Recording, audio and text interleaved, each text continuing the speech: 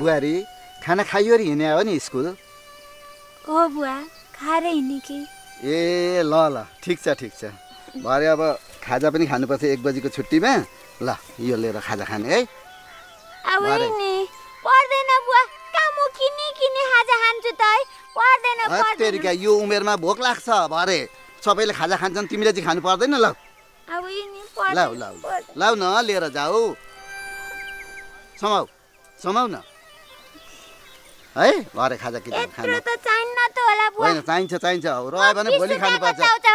होइन लिएर जाऊ सबै मैले दिएको तिमीलाई है। भरे खाजा खानु है। ल जाऊ।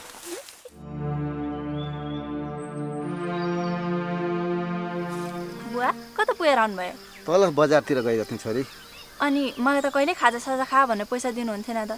आज त भाउजूलाई पैसा दिइरहेको देखेँ त। मलाई ल्याउनु न पैसा। तँलाई मैले नदिएको कहाँ छ र? तैँले भनेको बेलामा त मैले दिएकै छ नि। भन् न कति चाहियो?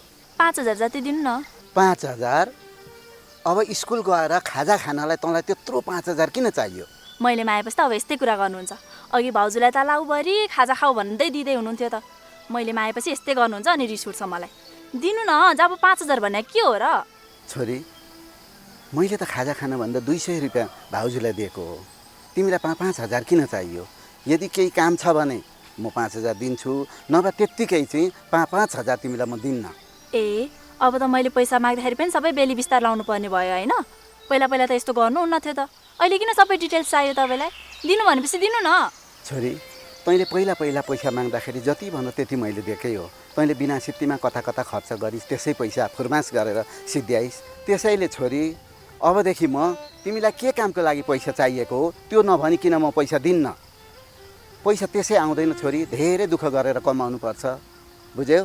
बुझेँ बुवा, बुझेँ। मैले राम्रोसँग बुझेँ। बुहारीलाई दिन चाहिँ केही बुझ्न नपर्ने, अब मलाई दिन चाहिँ सबै कुरा बुझ्न पर्ने भयो होइन? बुहारी भित्राइसकेपछि त यो छोरी त केही होइन जस्तो ठान्नु भएको छ। ठिक छ बुवा, यस्तै गर्दै जानु न। त्यस्तो होइन छोरी, तिमीले हरेक कुराको गलत अर्थ लाउँदै गयौ भनेदेखि तिम्रो भविष्य बिग्रिन्छ है। मैले त भन्दै छु।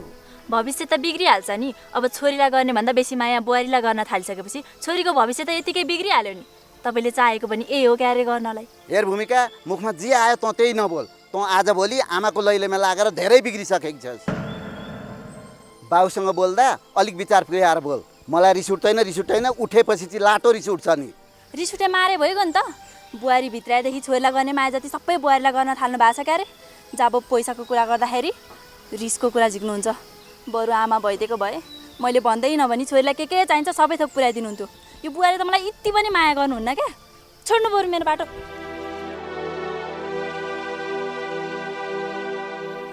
हे ईश्वर, अब के गर्ने होला त? बालकुमारीले छोरीलाई यस्तो बिगारी यस्तो उम्त्याए कि अब त छोरीले मलाई बाउ नगर्ने भई, मान्छे नगर्ने भई। जस्तो आमा त्यस्तै भएर निक्लेदी जस्तै छ। ठिकै छ, एक दिन न एक दिन त चेत खुल्ला नि।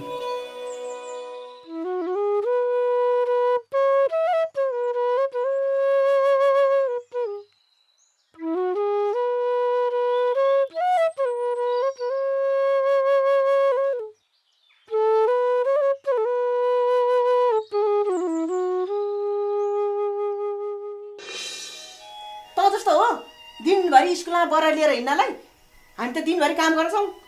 भोक लाग्यो टन्न खाइसक्यौँ हामीले। छैन भाषा गयो त सुत्न। सासू आमाले माया नगरे पनि मेरा ससुरा बुवाले मलाई कति धेरै मायानुहुन्छ। बुहारी बोकाउली भनेर खाजा खाने पैसा दिनु हो। बुहारी बुढा हुँदाखेरि तिहारी खाजा खाउनुहुन्थ्यो। भयो नि कहाँ 2 चम्चा ल्याउँछ अझै के ल्याउनु आमा थुप्रो छ। स्याउ पनि ल्याइदिएको छु मैले त। स्याबास।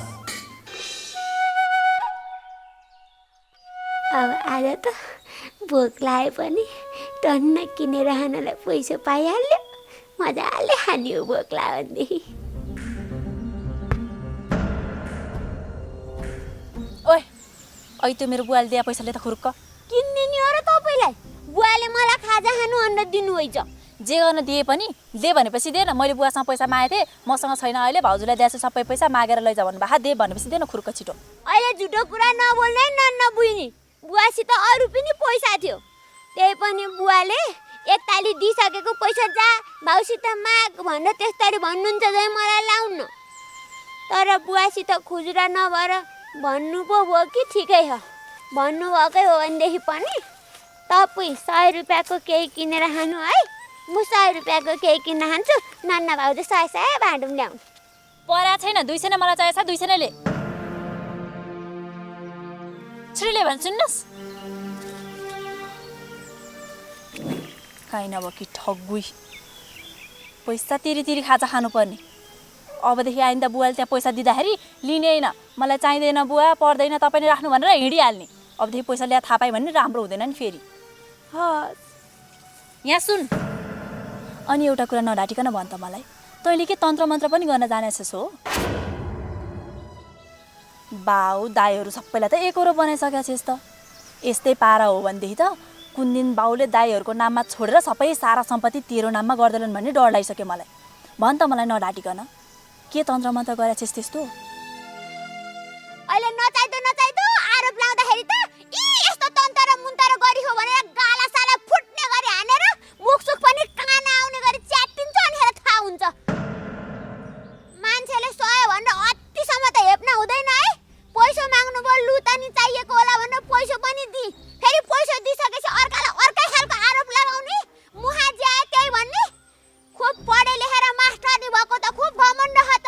मास्टरनी भइखाएकी मुन्छेले यस्तो तन्त्र मन्तरमा विश्वास गर्ने, यस्तो मुन्छेलाई बोक्सी लगाउने, दामी झाँक्री खै के भन्दै हिँड्ने मुन्छेलाई त यस्तो अन्धविश्वासमा लाग्नु हुँदैन।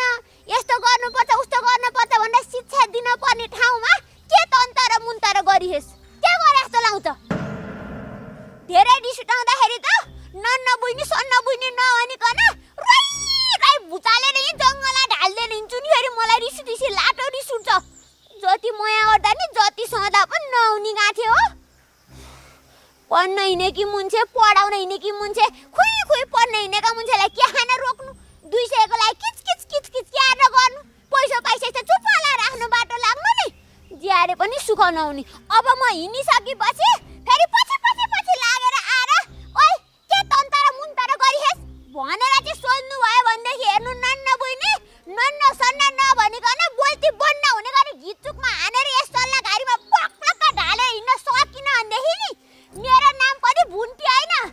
आमा चाहिँले खाने नदी भोक राखे तागत छैन, यसलाई जे भने नि हुन्छ भन्ठाने होला। तागत छ हाम्रो पनि। बाआमाले बनिबुत गरे भए पनि खुवाइ अनेक गरेर पाले ज्यान हो क्या। तिमीहरू जस्तो त्यो भाषार यति भाषार बसे ज्यान होइन। ओहो खोले खाएर ढिँडो खाएर बलियो भएको ज्यान पो हो त बुझ्ने। धेरै फुर्ती नलाउनु। दुनियाँको रिस गरेर डा गरेर ज्यान सुकेर यत्रो भइरहेछ। खुर्की खार्की गऱ्यो भनेदेखि 2 टाप्के मासु निक्लिँदैन होला। तर घमण्ड चाहिँ कति, रिस डा कति। ए प्रभु कहिले आउँछ बुद्धि, कहिले आउँछ? अलिक सट बुद्धि दिनुहोस् नन्न भनौदीलाई। केलाई त म के गरी तल आउने होला के? पख्न तल त म आज स्कुलमा यस्तो धुलाइ गर्छु नि।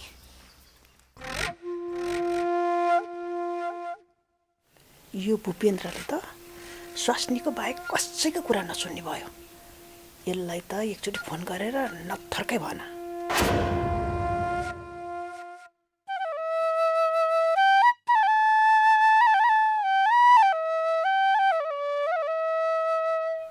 हजुर हुन्छ मैले सबै मिलाउँदैछु। हस् नमस्ते। हुन्छ